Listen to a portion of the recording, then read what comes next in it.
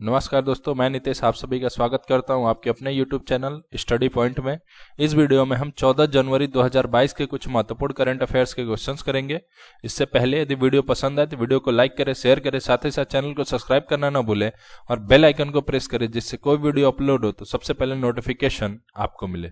तो आइए शुरू करते हैं। कौन सा शहर जल मेट्रो परियोजना वाला भारत का पहला शहर बन गया है? तो देखो सर, जल मेट्रो परियोजना वाला पहला शहर भारत का बना है कोच्चि, जो कि है केरल में। ओके, जो कि है सर केरला में। ओके, देखो कोच्चि एक ऐसा शहर है भारत का जहां पे सस्टेनेबल ट्रांसपोर्ट भी है। वाटर ट्रांसपोर्ट जो होता है वो सस्टेनेबल यानी सतत जो यातायात है वो है सर कोच्चि केरल में।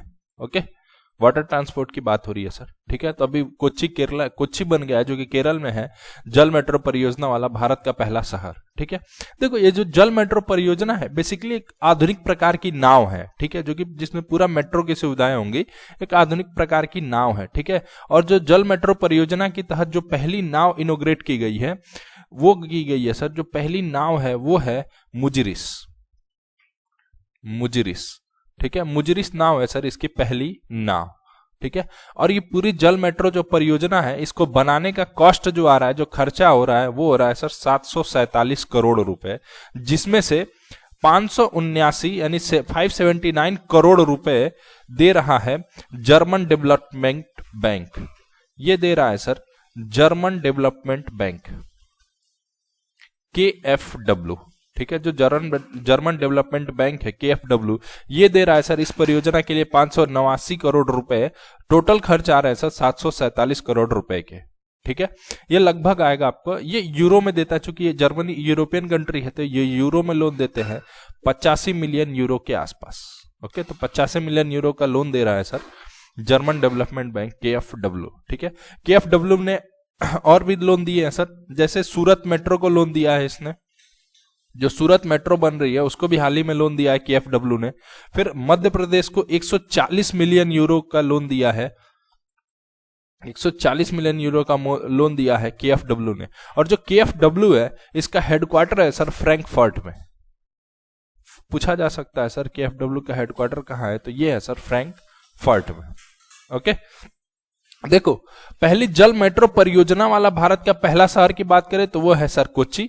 अगर पहली वाटर टैक्सी की बात करें, यानी कि भारत की पहली वाटर टैक्सी वाला शहर कौन सा है, वाटर टैक्सी की बात करें तो वाटर टैक्सी वाला शहर है सर मुंबई। ओके, कंफ्यूज नहीं करना सर, शब्दों का हेर फेर है। वाटर टैक्सी की बात करें तो मुंबई, वाटर मेट्रो परियोजना की बात करें, जल मेट्रो परियोजना की बात करें तो वो है सर कोच्चि। ओके, देखो बात हो रही है केरला की, तो केरला के बारे में और कुछ जान लेते हैं।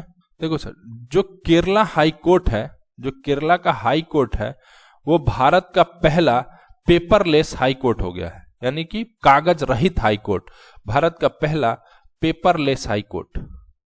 ओके, पेपरलेस हाई कोर्ट यानी भारत का पहला कागज रहित हाई कोर्ट हो गया है केरला हाई कोर्ट, ठीक है। केरल ने अभी एक अपने यहां पर्यटन को बढ़ावा देने के लिए योजना शुरू करी है, स्ट्रीट योजना। इसके थ्रू ये अपने यहां पर्यटन को बढ़ावा देंगे, ठीक है। अभी आपने सुना होगा सिल्वर लाइन प्रोजेक्ट के बारे में, सिल्वर लाइन प्रोजेक्ट जिसका अपोज भी काफी ज्यादा हो रहा है सर। सिल्वर लाइन प्रोजेक्ट भी केरल में चल रहा है, जिसके थ्रू नॉर्थ केरला को जोड़ा जा रहा है। जो नॉर्थ केरला है इसको जोड़ा जा रहा है सर साउथ केरला से, साउथ केरला से। और नॉर्थ केरला कहां से सर, जो कासरगढ़ है, कासरगढ़ को जोड़ा जा रहा है बेसिकली तिरुवनंतपुरम से। ओके, देखो एक केरल का सबसे फेमस क्वेश्चन है जो पूछा जाता है एग्जाम्स में, कि केरल में एक सबसे फेमस नौका दौड़ होती है जो होती है वोल्लम काली नौका दौड़ होती है सर। ये होती है बोम्बनाड लेक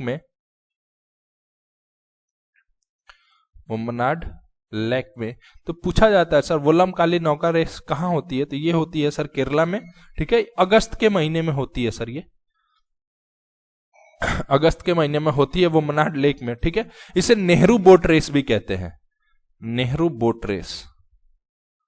बोट रेस भी कहते हैं, इसी नाम से पूछा जाता है सर नेहरू बोट रेस। तो वो होती है वोल्लम काली रेस, ठीक है, नौका दौड़ होती है सर। पूछा जा सकता है नेहरू बोट रेस को क्या कहते हैं, तो वोल्लमकाली रेस कहते हैं, ठीक है। होती कहाँ है, बुमनाड लेक में, ओके। तो केरला से रिलेटेड मोस्ट इंपॉर्टेंट क्वेश्चन है सर, मैक्सिमम एग्जाम में ये पूछा जाता है, ठीक।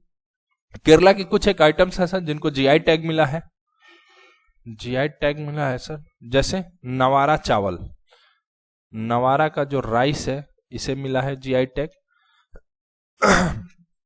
एडायूर की चिली को मिला है, जो एडायूर की चिली, एडायूर की जो मिर्ची है उसको मिला हुआ है जीआई टैग। और कुटी अट्टूर, कुटी अट्टूर का मैंगो के आम को मिला हुआ है सर जीआई टैग। साथ ही साथ भारत का पहला ड्रोन फॉरेंसिक लैब खुला है सर केरला में, ओके।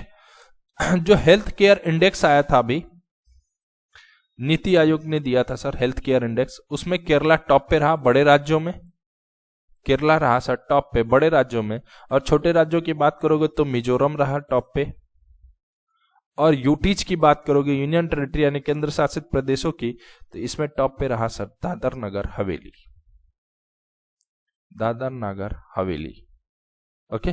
तो इतनी बातें आपको पता होनी चाहिए सर केरला के बारे में। हाल ही में किस देश ने भारत की सहायता से जाफना में लग्जरी ट्रेन सेवा शुरू की है?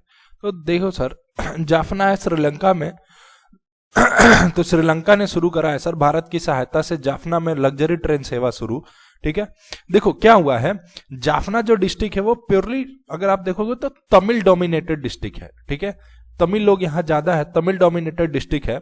तो वहां भारत ने दिया है line of credit, line of credit की सहायता से, भारत के लाइन ऑफ क्रेडिट से श्रीलंका ने जाफना से जो इसकी कैपिटल सिटी है, कैपिटल सिटी कोलंबो, वहां तक के लिए सर शुरू करा है लग्जरी ट्रेन की सुविधा, ठीक है, कोलंबो तक के लिए, ठीक है। जो टोटल डिस्टेंस कवर करेगी 386 किलोमीटर का, ओके। यानी कि जाफना से शुरू होकर ट्रेन जाएगी कोलंबो तक, ठीक है। टोटल डिस्टेंस कवर करेगी 386 किलोमीटर। और इसके लिए जो पैसा दिया है वो दिया है भारत ने लाइन ऑफ क्रेडिट के तहत, ओके। अगर आप देखोगे इतना ही नहीं है, भारत का टोटल जो डेवलपमेंट प्रोजेक्ट है श्रीलंका में वो है लगभग 3.5 बिलियन डॉलर का, ठीक है। जो भारत का टोटल प्रोजेक्ट है, डेवलपमेंट प्रोजेक्ट सिर्फ श्रीलंका में, वो है 3.5 बिलियन डॉलर का। और इसमें से 570 मिलियन डॉलर जो है वो सिर्फ ग्रांट प्रोजेक्ट है, ठीक है। यानी वो लाइन ऑफ क्रेडिट के तहत दिया गया, सिर्फ ग्रांट प्रोजेक्ट है, ओके। देखो सर, बात हो रही है श्रीलंका की, तो श्रीलंका की कैपिटल है सर, दो कैपिटल है बेसिकली श्रीलंका की, एक है लेजिस्लेटिव, ठीक है। तो इसकी लेजिस्लेटिव कैपिटल है श्री जयवर्धनापुरा कोट्टे, श्री जयवर्धनापुरा कोट्टे। और इसकी एक कैपिटल है एग्जीक्यूटिव एंड जुडिशियल, ठीक है। तो एग्जीक्यूटिव एंड जुडिशियल कैपिटल है कोलंबो, बेसिकली आपको मिलेगा कोलंबो, ठीक है। तो एग्जीक्यूटिव और जुडिशियल कैपिटल जो इसकी है वो है कोलंबो। और इसकी जो लेजिस्लेटिव कैपिटल है वो है सर श्री जयवर्धनापुरा कोट्टे, ठीक है। अभी श्रीलंका के जो प्रेसिडेंट है, राष्ट्रपति है, वो है गोटबाया राजपक्षे। और प्राइम मिनिस्टर है महिंद्रा राजपक्षे, महिंद्रा राजपक्षे। और श्रीलंका की करेंसी है श्रीलंकन रुपीज। अंतर्राष्ट्रीय मुद्रा कोष के अगले मुख्य अर्थशास्त्री के रूप में किसे नामित किया गया है? तो देखो सर, अंतर्राष्ट्रीय मुद्रा कोष यानी आईएमएफ के अगले जो मुख्य अर्थशास्त्री होंगे ये होंगे पियरे ओलिवियर गोरिंचास, ओके। काफी कठिन नाम है सर, पियरे ओलिवियर गोरिंचास, ठीक है। ये होंगे अगले मुख्य शास्त्री आईएमएफ यानी अंतर्राष्ट्रीय मुद्रा कोष के, ठीक है। ये है सर फ्रांस के व्यक्ति, ओके। देखो सर, ये जगह लेंगे गीता गोपीनाथ का, ओके। इससे पहले जो मुख्य अर्थशास्त्री थी वो थी सर गीता गोपीनाथ, अब होंगे पियरे ओलिवियर गोरिंचास, ओके। अब गीता गोपीनाथ क्या हो जाएंगी? गीता गोपीनाथ का एक्चुअली क्या हुआ, प्रमोशन हुआ, प्रमोट हुई हैं और ये हो जाएंगी आईएमएफ की पहली डिप्टी मैनेजिंग डायरेक्टर, ठीक है। यानी कि उप प्रबंध निदेशक, उप प्रबंध निदेशक यानी डेप्यूटी मैनेजिंग डायरेक्टर हो जाएंगी गीता गोपीनाथ, ओके। और इसके महानिदेशक कौन है आईएमएफ के? तो ये है क्रिस्टलिना जॉर्जिवा, ओके। आईएमएफ की महानिदेशक क्रिस्टलिना जॉर्जिवा, उप प्रबंध निदेशक गीता गोपीनाथ, और मुख्य अर्थशास्त्री अब होंगे पियरे ओलिवर गोरेंचास। ठीक है, ये ध्यान रखना सर, आईएमएफ की दूसरी सबसे ताकतवर पोस्ट पे है गीता गोपीनाथ। ओके, आईएमएफ की एक रिपोर्ट है सर जो काफी पूछी जाती है आईएमएफ की, तो आईएमएफ की सबसे ताकतवर रिपोर्ट जो है वो है sir world economic outlook. Economic outlook, तो ये ध्यान रखना सर, अगर पूछता है वर्ल्ड इकोनॉमिक आउटलुक किसकी रिपोर्ट है, तो ये है सर आईएमएफ की, अंतरराष्ट्रीय मुद्रा कोष की। ठीक है, और आईएमएफ का हेडक्वार्टर है वाशिंगटन डीसी में, वाशिंगटन डीसी में। हाल ही में किस संगठन ने अपनी वेबसाइट पर भारत के विश्व धरोहर स्थलों के हिंदी विवरण प्रकाशित करने पर सहमति व्यक्त की है? तो देखो सर, जो विश्व धरोहर स्थल है यानी वर्ल्ड हेरिटेज साइट्स की बात हो रही है सर, तो वर्ल्ड हेरिटेज साइट किसकी होती है? ये होती है सर यूनेस्को की। तो साइट किसकी होगी? ये होगी सर यूनेस्को की। तो ये है सर यूनेस्को। ओके, हम वीडियो में बीच बीच में डिस्कस करते रहते हैं सर कौन कौन सी यूनेस्को की साइट हुई है, कौन यूनेस्को की संभावित सूची में है, तो ये चीजें हम डिस्कस करते रहते हैं। तो अब यूनेस्को क्या होगा, जितनी भी भारत के विश्व धरोहर स्थल हैं यानी जो यूनेस्को की जो साइट्स है भारत में, उसको अब ये हिंदी में प्रकाशित करेंगे, उसके विवरण देंगे, उसका डिस्क्रिप्शन देंगे हिंदी में अपनी साइट पे, तो वो करेंगे सर यूनेस्को। और ये डिक्लेयर किया गया है जो वर्ल्ड हिंदी डे अभी हमने मनाया है उसके उपलक्ष्य में। ठीक है, उसके उपलक्ष्य में ये मनाया, ये डिक्लेयर हुआ है सर कि वर्ल्ड हिंदी डे, अब जो विवरण होगा भारत के विश्व धरोहरों का वो होगा सर हिंदी में यूनेस्को की साइट पे। ओके, गंगा सागर मेला मकर संक्रांति के शुभ अवसर पर किस राज्य के सागर द्वीप समूह में आयोजित किया जाता है? तो देखो सर, ये जो गंगा सागर मेला है, नाम से ही क्लियर सर, गंगा सागर यानी जहां गंगा जाकर बंगाल की खाड़ी में मिलती है वहां पे लगता है सर गंगा सागर मेला। ठीक है, अभी काफी न्यूज में था सर, ममता बनर्जी का कहना है कि मैं इस मेले पे कोई एक्शन नहीं लेंगी वो। ठीक है, तो अब काफी कोविड फैल रहा है तो इसके लिए उनसे रिक्वेस्ट की जा रही है कि आप उस भीड़ को कम करें, थोड़ा कुछ स्ट्रिक्ट एक्शन ले इसके खिलाफ। ओके, क्योंकि अगर कुंभ के बाद देखें तो सबसे बड़ा मेला जो लगता है वो लगता है सर गंगा सागर मेला। ओके, बहुत बड़ा महत्व होता है सर इसका हिंदू धर्म में, सनातन धर्म में। ओके, तो वो है सर गंगा सागर मेला। ओके, तो गंगा सागर मेला कहाँ लगता है सर? ये लगता है पश्चिम बंगाल में, जहां गंगा जाके मिल जाती हैं सागर से। ठीक है, वो कहाँ होता है? बंगाल की खाड़ी में। और कहाँ ये जगह कौन सी है? ये है सर साउथ 24 परगना, ये डिस्ट्रिक्ट है सर साउथ 24 परगना। ठीक है, ये जिला है सर, वहां पे जाके लगता है गंगा सागर मेला। और ये कहाँ आयोजित किया जाता है? ये होता है सर पश्चिम बंगाल में।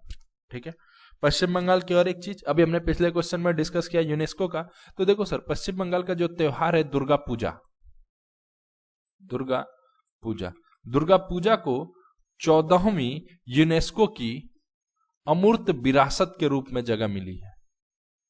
अमूर्त विरासत, ठीक है, अमूर्त विरासत के रूप में जगह मिली है। ठीक है, स्थान दिया गया है 14वीं यूनेस्को की अमूर्त विरासत के रूप में। ठीक है, और पश्चिम बंगाल में ही है दार्जिलिंग। तो जो दार्जिलिंग की टॉय ट्रेन है, हमने कई बार क्वेश्चंस में डिस्कस किया है सर, दार्जिलिंग टॉय ट्रेन, इसका हमने पेटेंट ले लिया है, कॉपीराइट ले लिया है, एक तरीके से आप कह सकते हो इसका हमने पेटेंट ले लिया है, कॉपीराइट ले लिया है सर। कहां से?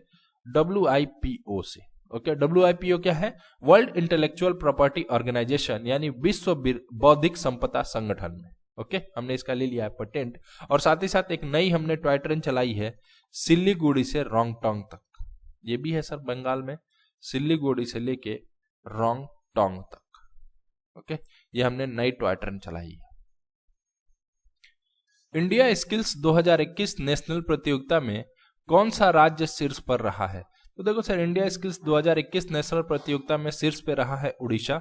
ओके, अगर देखो कि इंडिया स्किल्स 2021 नेशनल प्रतियोगिता से क्लियर है सर, ये क्या है? एक राष्ट्रीय प्रतियोगिता है। ठीक है, इसे कराता है हमारा राष्ट्रीय कौशल विकास निगम, राष्ट्रीय कौशल विकास निगम, विकास निगम। ओके, ठीक है, अभी देखो एक बिरसा मुंडा स्टेडियम बन रहा है राउरकेला उड़ीसा में ही। ठीक है, उड़ीसा में बन रहा है बिरसा मुंडा स्टेडियम,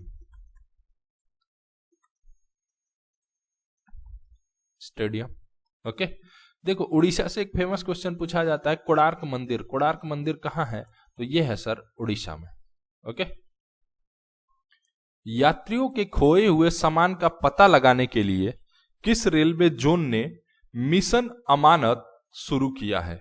तो देखो सर, मिशन अमानत शुरू किया गया है यात्रियों के खोए हुए सामान को पता लगाने के लिए, और ये मिशन अमानत शुरू किया है पश्चिमी रेलवे ने, यानी कि वेस्टर्न रेलवे जोन जो है उसने शुरू करा है सर मिशन अमानत। ओके। और पश्चिमी रेलवे जोन का हेडक्वार्टर कहाँ है सर? ये है मुंबई में, मुंबई में। ओके। और मुंबई में सेंट्रल रेलवे का भी हेडक्वार्टर, ये भी ध्यान रखना, मध्य रेलवे क्षेत्र जो है, जो सेंट्रल रेलवे है, इसका भी हेडक्वार्टर मुंबई में ही है, लेकिन स्थान अलग अलग है। देखो अगर पूछता है, अगर ऑप्शन सिर्फ मुंबई देता है तब तो फिर ठीक है, मुंबई पश्चिम रेलवे क्षेत्र का भी है और मध्य रेलवे क्षेत्र का भी है, ठीक है। अगर डीप जाना है तो पश्चिमी रेलवे क्षेत्र का जो हेडक्वार्टर है वो है चर्च गेट मुंबई, ठीक है, चर्च गेट मुंबई। ओके। और मध्य रेलवे क्षेत्र की बात करें तो यह है छत्रपति शिवाजी महाराज टर्मिनल, यानी CSMT मुंबई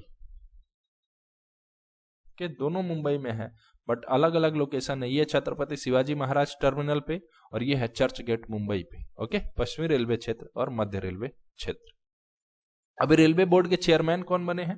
जो रेलवे बोर्ड है उसके चेयरमैन बने हैं विनय कुमार त्रिपाठी, विनय कुमार त्रिपाठी। ओके। और जो इंटरनेशनल यूनियन ऑफ रेलवेज है, जिसको UIC बोलते हैं sir, international union of railways, इसका हेडक्वार्टर कहाँ है? पूछा जाता है sir. International union of railways जो है, UIC जिसको बोलते हैं सर, उसका हेडक्वार्टर है पेरिस, फ्रांस में, पेरिस। Okay, Paris. ओके। और देखो अभी भारत की सबसे लंबी मालगाड़ी चली है जिसका नाम है वासुकी, वासुकी। और ये कहां से कहां तक चली है? ये चली है भिलाई, भिलाई से लेके कोराबा, कोराबा तक, यानी कि भिलाई से लेके कोरबा तक। ओके। ये चली है सर भारत की सबसे लंबी मालगाड़ी, ठीक है। और भी दो लंबी ट्रेनें चली थी जिसके बारे में हमने डिस्कस किया है, त्रिशूल और गरुड़, ठीक है, बहुत बार डिस्कस करा है सर त्रिशूल और गरुड़ के बारे में। ओके। और देखो भारत से नेपाल भी एक रेल लाइन बिछ चुकी है जहां ट्रेनें चलनी शुरू होंगी अब। कौन सी? जयनगर से लेके कुर्था तक। कुर्था पड़ता है सर नेपाल में और जयनगर है मधुबनी डिस्ट्रिक्ट बिहार में। एक तो एक नई रेलवे लाइन हो गई सर जयनगर से कुर्था, जो कि सीधे बिहार को जोड़ेगा नेपाल से। ओके। हाल ही में मेलबर्न समरसेट 1 में किसने पुरुष एकल टेनिस का खिताब जीता है? तो देखो सर, मेलबर्न समरसेट 1 में जो पुरुष एकल का खिताब जीता है वो जीता है सर राफेल नडाल ने। देखो पुरुष एकल की बात करें तो राफेल नडाल, और महिला एकल की बात करें, जो महिला वर्ग की बात है, तो उसमें जीता है जिमोना हालेप ने, जिमोना हालेप, इन्होंने जीता है सर महिला एकल का खिताब। ओके। देखो अमेरिकन ओपन बहुत पूछा जाता है, तो अमेरिकन ओपन 2021 जो पुरुष वर्ग का है वो जीता है डेनियल मेडवेडेव ने, डेनियल मेडवेडेव ने। ओके। और जो महिला है अमेरिकन ओपन 2021 का, पुरुष जीता है डेनियल मेडवेडेव ने और महिला का खिताब जीता है सर एम्मा रादुकानु ने, रादुकानु। ये है यूके की खिलाड़ी और डेनियल मेडवेडेव है रसिया की खिलाड़ी, और रसिया ने ही इस बार जीता है डेविस कप। डेविस कप 2021 का किसने जीता है सर? ये जीता है रसिया ने। हेनले पासपोर्ट इंडेक्स 2022 में भारत का रैंक क्या है? तो सर हेनले पासपोर्ट इंडेक्स 2022 में इस बार भारत का रैंक है वो है 83, ठीक है।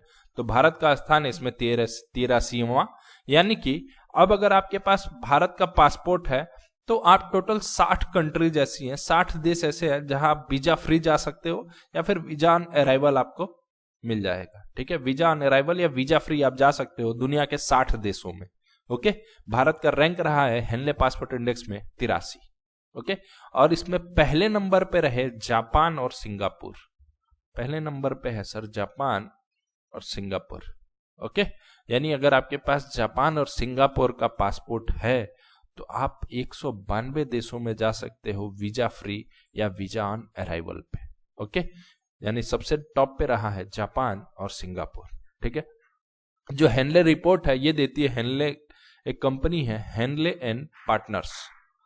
ठीक है, इसीलिए इसको बोलते हैं सर हेनले पासपोर्ट इंडेक्स। अभी ये बहुत ही ताजा इंडेक्स है सर, 2022 का ही इंडेक्स है सर। ओके, इससे सबसे लास्ट कंडीशन पे रहा, सबसे वर्स्ट कंडीशन रहा, 111वें स्थान पे रहा सर अफगानिस्तान। ओके, और रीजन आप सभी को पता है। ओके, हाल ही में किस संगठन ने man portable anti tank guided missile का सफल परीक्षण किया है? तो देखो sir, man portable anti tank guided missile जो इसका सफल परीक्षण करा है डीआरडीओ ने। ओके, ये इस मिसाइल को बोल रहे हैं fire and forget, fire and forget missile, fire and forget missile, जिसकी मारक क्षमता है लगभग 2.5 किलोमीटर। ओके, हाल ही में किस संगठन ने वैश्विक जोखिम रिपोर्ट 2022 जारी करी है? तो जो वैश्विक जोखिम रिपोर्ट है यानी ग्लोबल रिस्क रिपोर्ट इसको बोलते हैं, ग्लोबल रिस्क रिपोर्ट, ये जारी करा है सर विश्व आर्थिक मंच यानी वर्ल्ड इकोनॉमिक फोरम ने। यही जारी करता है सर विश्व आर्थिक मंच ग्लोबल जोखिम रिपोर्ट, ग्लोबल रिस्क रिपोर्ट यानी वैश्विक जोखिम रिपोर्ट। ठीक है, और जो वर्ल्ड इकोनॉमिक फोरम है, विश्व आर्थिक मंच, इसका हेडक्वार्टर कहां है? ये है सर जेनेवा, स्विट्जरलैंड में। ओके, और अभी इसके प्रेसिडेंट है बोर्ज ब्रेंडे, बोर्ज ब्रेंडे। ओके, जो कि है नॉर्वे के व्यक्ति। ठीक है, और जो ये वर्ल्ड इकोनॉमिक फोरम यानी विश्व आर्थिक मंच है, ये और भी रिपोर्ट जारी करता है, जैसे global gender gap report, global gender gap report, social mobility index, social mobility index, global competitiveness report, GCR बोलते हैं सर, ग्लोबल कॉम्पिटिटिवनेस रिपोर्ट, ये भी जारी करता है सर वर्ल्ड इकोनॉमिक फोरम यानी विश्व आर्थिक मंच। और भी कई सारी रिपोर्ट्स हैं सर जो जारी करता है विश्व आर्थिक मंच। उत्तर पूर्व क्षेत्र के वाणिज्यिक और पर्यटन क्षमता को बढ़ावा देने और उजागर करने के लिए नॉर्थ ईस्ट फेस्टिवल का 9वां संस्करण किस स्थान पर आयोजित किया गया? देखो सर, नॉर्थ ईस्ट फेस्टिवल का 9वां संस्करण आयोजित किया गया है असम गुवाहाटी में। ठीक है, असम के गुवाहाटी में आयोजित किया गया सर, गुवाहाटी में 9वां संस्करण नॉर्थ ईस्ट फेस्टिवल का। ओके, तो ये लॉन्च हुआ सर, ये आयोजित किया गया गुवाहाटी असम में। ठीक है, असम की एक महिला है जिनका नाम आपको पता होने चाहिए, वायलेट बरुआ।